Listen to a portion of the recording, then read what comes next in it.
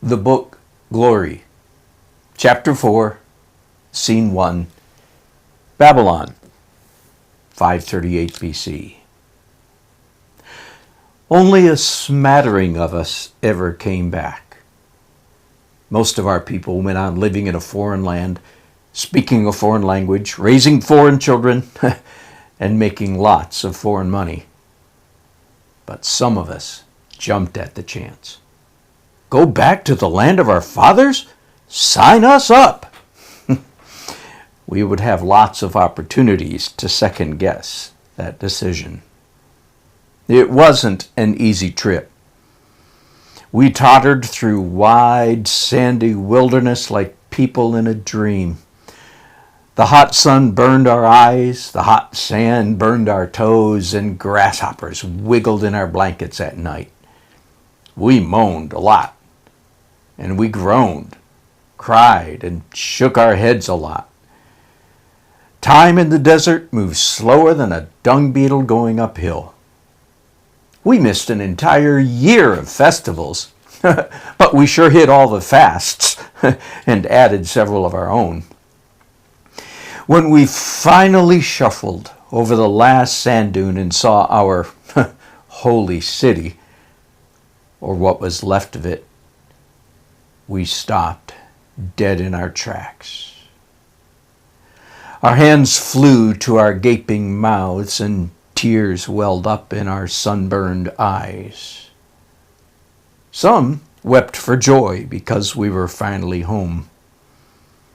Most wept for sadness at the crumbly pile of charred stones that was supposed to be our home. But we couldn't go back, so we quit weeping and just got to work. We relied on our spiritual leaders a great deal in those days. Nehemiah, the governor, and Ezra, the high priest. They taught us the scriptures, reminded us of our history, and tried to give us hope for the future. After 3 months of hauling holy rubble, Nehemiah called for a convocation. We all dropped our mallets, saws, and chisels and met in the open square right next to the pile of stones that used to be Solomon's temple. The carpenters built a large platform so everybody could hear. The plans were laid, and the big day came. But good weather did not. It rained all day. A cold, shivery rain.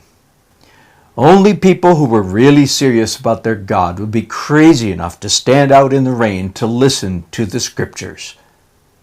But that is what we did. Ezra and his assistants were reading the scriptures at the top of their lungs, shouting over the rain and thunder, when strange things began to happen. At first, just one person, a woman over to my left, began to weep. Now, weeping is one thing, wailing is quite another, and she moved on to quite another. It was embarrassing. I was just about to get really irritated when a man not too far to my right put his hands over his face and started blubbering. It was unnerving. Before I knew it, people all around me were crying. I mean, loudly. Then people started falling down. I thought perhaps I was standing in a special section reserved for people, with emotional problems. But then the strangest thing of all happened. Ezra was reading the scriptures high over my head when a revelation exploded inside me. I had broken the heart of my God. Without knowing what was happening, my hands rushed to my face, which was quickly falling apart. Tears came gushing between my fingers, and a voice that sounded like someone else's erupted out of my body. I opened my eyes just long enough to see that everybody around me was on their face. My quaking knees gave way, and I, too, was in the mud, crying my eyes out. To say I changed that day is an understatement. We all changed. Remember when Isaiah asked, "Can a nation be born in a day?" Well, the answer to that is yes.